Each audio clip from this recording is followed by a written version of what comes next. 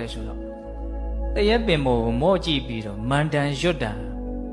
တရက်သီးတွေကတောက်လျှောက်တခါတည်းသီးလာတဲ့ဟာအကင်းလေးကနေနှုတ်ရင့်ပြီးတော့ဝါဝင်းပြီးတော့ကြွေးကြလာတဲ့အထိမျက်စိရှိတယ်အဲ့လိုဖြစ်တယ်ဆန်းလိုက်တာပေါ့နော်အဲ့ဒါနဲ့ဒီမန်တန်ကိုသူ့ကိုသင်ပေးပါပေါ့နော်အဲ့တော့ဒွန်းစန္ဒာကြီးကပြောတယ်တဲ့ငါမန်တန်သင်ပေးဖို့မင်းကိုဝင်မလေးဘူးပေါ့နော်ဒါပေမဲ့ငါဒွန်းစန္ဒာမျိုးနွယ်ဖြစ်တယ်အဲ့ဒါမင်းဒီမန်တန်ဘယ်ရလဲလို့တစုံတစ်ယောက်ကမေးလို့ရှိရင်ဒွန်းစန္ဒာမျိုးနွယ်ဒီကသင်ခဲ့တာလို့မင်းအမှန်တိုင်းပြောမှမန်တန်ကတီးမှာဒွန်းစန္ဒာရဲ့တပည့်ပါလို့မင်းပြောရမှရှက်လို့မင်းလိန်ပြောမယ်ဆိုတော့ဒီမန်တန်ပျောက်သွားမှာပဲလို့ပြောတယ်အဲ့ဒါမင်းဒွန်းစန္ဒာတပည့်လို့မင်းခံရဲသလားအဲ့ဒါမင်းအရင်စဉ်းစား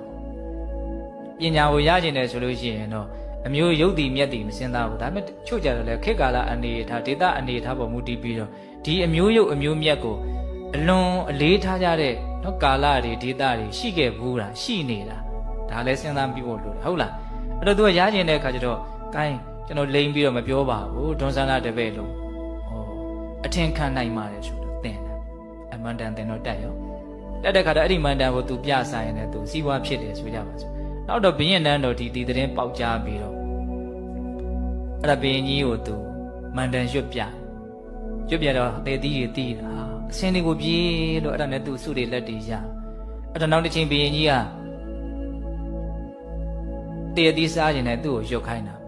အဲ့ဒီနေ့ရောက်တဲ့အခါကျတော့ဒီလောက်ဆန်းတဲ့နော်ဒီမန်တန်ဒီတက်ပညာမင်းဘယ်ကတင်ခဲ့တော့လို့မေးတော့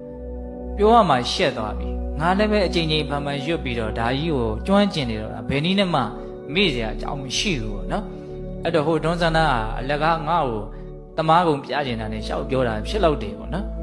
အဲ့ဒါနဲ့သူကပေးတဲ့ဂရိကိုလည်းဖြတ်တာပေါ့ဟုတ်လားအဲ့ဒါနဲ့တိတာပမောက္ခဆရာကြီးတွေကသင်လာတာပါလို့ပြောလိုက်တယ်အဲ့လိုလဲပြောလိုက်ရောသူကောင်းထဲမှာအဲ့ဒီမန်တန်မရှိအောင်